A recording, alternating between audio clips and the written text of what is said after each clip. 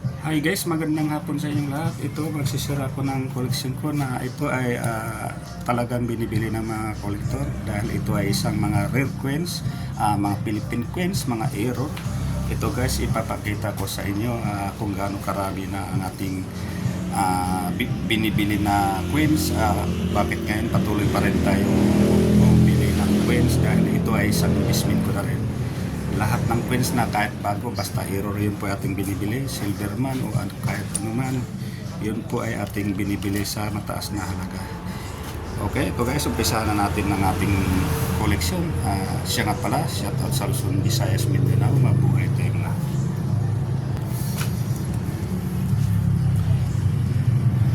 Ito guys, Republika ng Pilipinas at 2007. Ito po ay ating binibili 10 piso. Sa likod niya naman is 1993. Mga ganitong klaseng coins guys, nasa 2,500 pesos pataas, depende sa kondisyon. Mga ganitong klaseng coins guys, talagang binibili ng mga kolektor. Kahit saan mo siya dalhin, pwede mo siyang ibinta dahil ito ay kakaunti lamang ginagawa. Okay, next tayo.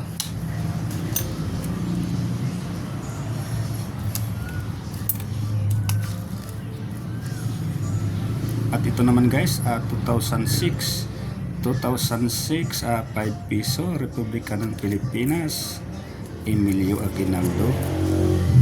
1993 sa likod, Bangko Sentral ng Pilipinas. Ito guys, nagkakahalaga ng 3,000 pataas, depende sa kondisyon.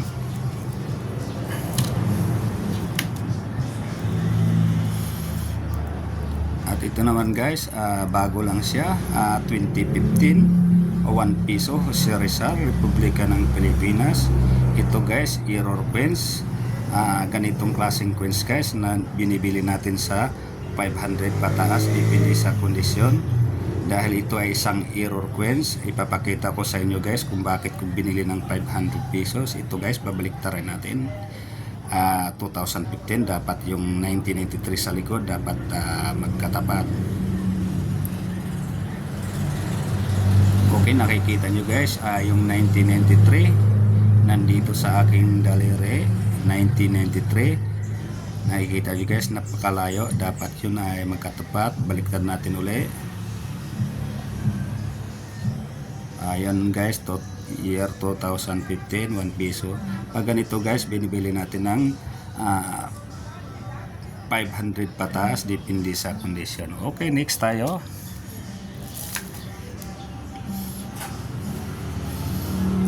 Ito naman guys, 2007.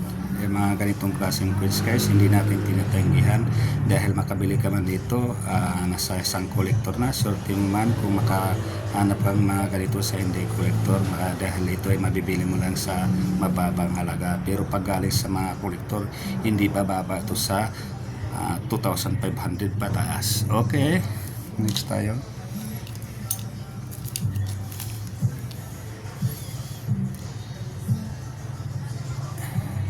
Ito naman guys, 2007 pa rin, Republika ng Pilipinas, 5 piso. Ito guys, nagkakahalaga ng 3,000 pataas, depende sa kondisyon. Lalo pag isang error coins, ito ay nagkadubli na ang halaga nito. At ito naman guys, Murian coins. Ito guys, 2,200 years na ang nakalipas. Ito guys, galing din sa isang kolektor, mga kolektor natin, mga barkada, galing sa ibang bansa, from India.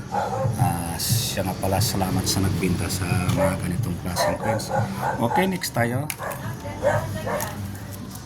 Ito naman guys, Murian coins pa rin, Murian Empire coins. Ito guys, 2,200 years na ang nakalipas.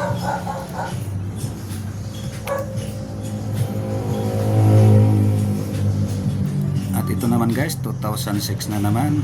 Ito guys, nakakalaga ng 3,000 pataas, depende sa kondisyon. kahit mayroon na tayong mga ganito guys, patuloy pa rin tayong bumibili dahil ito ay isang queens na kinukulik. At ito naman guys, 2007 Republika ng Pilipinas, 10 piso. Ito guys ay binibili ng 2.5 pataas.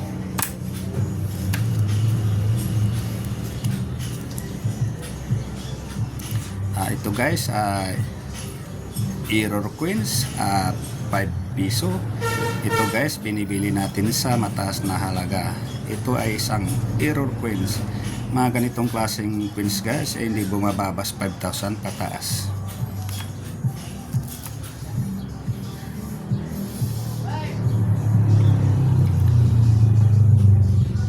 At ito naman guys, 2014, mga ganitong klaseng coins guys, ating binibili, Republika ng Pilipinas. Pagka ganitong makapal yung pagka-imprinta niya ng tao, yun po ay ating kinukulik. Mayroong 2014 na manipis lang siya, kaya yun ay hindi yun kinukulikta. Mga ganitong makapal ang pagka-imprinta ng tao, yun po ay ating binibili. Pero ito guys, mababa lang na sa 200-300 pesos, depende sa kondisyon. Okay, next tayo.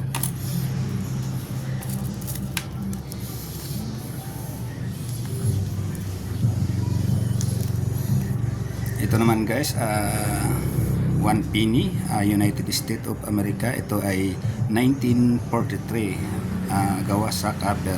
Alam niyo guys, ito sa ibang bansa, $1,000 ang pinag-usapan pag ito 1943, gawa sa copper. Ito guys ay napakamahal talaga.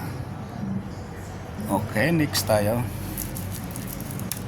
Itong ating mga barya guys, ito talaga mga rare queens. Marami pa tayong ibang rare queens pero patuloy pa rin tayong bumibili. Ito guys, tulad nito guys, 2006 Republika ng Pilipinas, nakailang 5 piso na 2006, na tatlo na yata, pero patuloy pa rin tayong bumibili hanggang ngayon. Ito guys, pag ganitong kondisyon, talagang mataas ang value nito. Okay, next tayo. At ito naman guys, 1 penny, United States of America. Ito ay isang error coins. Ito guys, antique na talaga, 1909. Nakikita nyo guys, 1909. 1 penny, United States of America. Ito guys, ating kinukulik. Nasa sa likod, nakasulat 1 sin 1909. Ito ay isang error coins. Ito guys, talagang mataas ang value nito pag mga ganitong klaseng coins. Bukod sa error, antique siya. Okay, next tayo. At ito naman guys, 1 penny pa rin, 1943. Ito guys, talagang hindi ko sasabihin sa inyo kung magkano presyo nito dahil ito ay isang galing sa kolektor. Binibili natin sa mataas ng halaga dahil gusto man natin na magkakaroon ng ganito. Ito guys, talagang mataas talaga ang value nito. Talagang hindi tinatanggihan ng mga kolektor na kagaya ko. Okay, next tayo. At ito naman guys, 1 piso, Jose Rizal.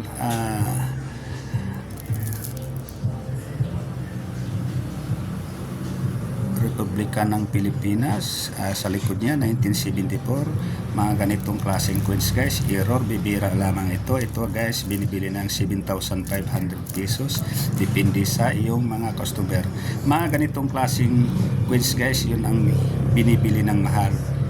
Pero hindi kagaya ng iba na milyon-milyon ang halaga. Ganito talaga ang binibili na error coins Jose Rizal. Nakikita guys kung bakit binili ng 7,500. Hindi ito guys, hindi itong barya na ito guys, hindi error. 1972 Jose Rizal. Ito guys, hindi binibili na ito guys, nasa 10 piso to 20 pesos ang value nito. Hindi siya mahal dahil ito ay maraming ginawa. Mahirap umasa sa hirap ng buhay, mahirap umasa akala ng iba ganitong 1972, 1974, milyon-milyon ng halaga. Ito po ay walang value, halos walang value 10 to 20 pesos lamang. Uulitin ko guys, 10 to 20 pesos. Ang nakakalam nito guys, mga kolektor na legit na kolektor na talagang nagsasabi ng totoo kung ano ang pera talaga, anong pera ang may halaga. Ito guys, walang halaga. 1972, 10 to 20 pesos. Okay, tulad nito guys, ito guys 1974, ito guys parehas pa rin ang presyo nito, 10 to 20 pesos, dahil ito ay kilo-kilo, per kilo na lang sa ibang mga junk shop, per kilo lang ito. Noong panahon guys, hindi ko alam, hindi pa ako marunong humawak ng cellphone. Pag-akala ko, pag nanonood ako sa FB, napakamahal, kaya ako ay nagkumilos na bumili ng isang piraso, 200 o 150 o 100, pinakamababa. Napakarami ang nabili ko. Tapos nung matuto akong magka-cellphone, nagsisearch ako, yun pala ay walang value. Ang binibili talaga nila guys, mga ganito Error Queens 1974. Tapos yung sinasabi nilang mahal, hindi ganito mahal, walang value dito. Ang sinasabi nila na mahal yung 1971 at saka 1906. Pero yung 1974 at saka 1972, yun po ay per kilo lang ang labanan noon, 10 to 20 pesos lamang. Pero mga ganitong 1972 na error siya, error ang pagkagawa. Ganito talaga ang binibili ng mga kolektor. Tayo guys, legit tayo, hindi tayo sinungaling. Maniwala man kayo ko hindi, basta sa ako sinasabi ko kung may halaga yung mga hawak nyo. Kaya sa mayroong 1972, 1974, wag na tayong asa sa mga palabas na yun na sobrang mahal, dahil yun po ay hindi nila kukunin. Ang kinukuha lang ng isang mga kolektor, yung mga ganitong Error Queens at saka yung mga 1971, 1906 at saka Silver Queens. Okay, next tayo. At ito naman guys, Error Queens, kagaya dito guys, bago lang siya. Pag ganitong error, double die, nakikita nyo guys, double head. Pag ganitong klaseng queens mo guys, error, kahit bago, hindi talaga tinatanggihan ng kolektor, binibili nila ng mahal, dahil ito ay isang Error Queen, double die, Republika ng Pilipinas. Ito guys, 2015. Ganito ang binibili sa mga kolektor, hindi yung 1972, 1974, wala yan guys. Yan po ay isang haka-haka lang. Mga ganito guys, 1909 at 1909, 2009, ito guys 10 piso, Republika ng Pilipinas. Mga ganitong klaseng queens guys, hindi tinatanggihan ng kolektor, dahil ito ay kakaunti lamang ang ginagawa. Kahit bago siya 2009 pero napakamahal talaga ang value nito. Alam nyo guys, ito guys nakakalaga ng 4,000 pataas, depende sa kondisyon. Ay pag ganitong 2009, sa likod niya naman, Bangko Sentral ng Pilipinas, 1993. Sa harapan naman, nakasulat sa baba, 2009, Republika ng Pilipinas. Ganito ang kinukulikta ng mga kolektor. Hindi yung ganito. Hindi ganito. Ulitin ko, hindi ganito. Ulitin ko guys, hindi ganito. Wag na tayong aasa sa mga ganito na may bibenta natin ng mataas na halaga, dahil ito ay nasa 10 to 20 piso lamang. Mahirap umasa, kaya ako ay sinasabi ko lang para may sa hirap ng buhay. Akala natin nabibili sa mahal, yun pala ay walang value.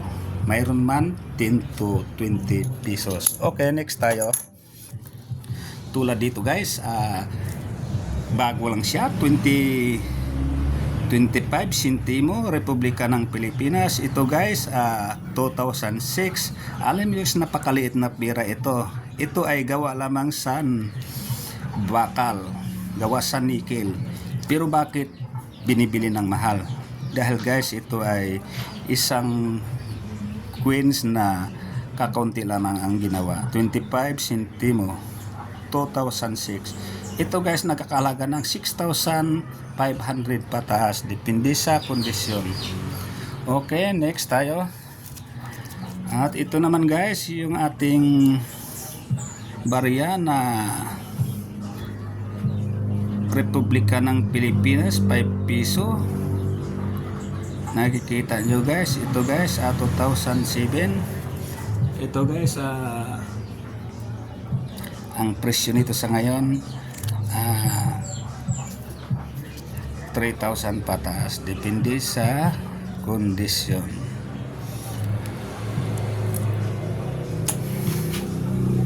Ang ating video, maraming salamat sa inyong lahat, at saka paki-subscribe na rin ang aking YouTube channel, share or like. Maraming salamat sa inyong lahat.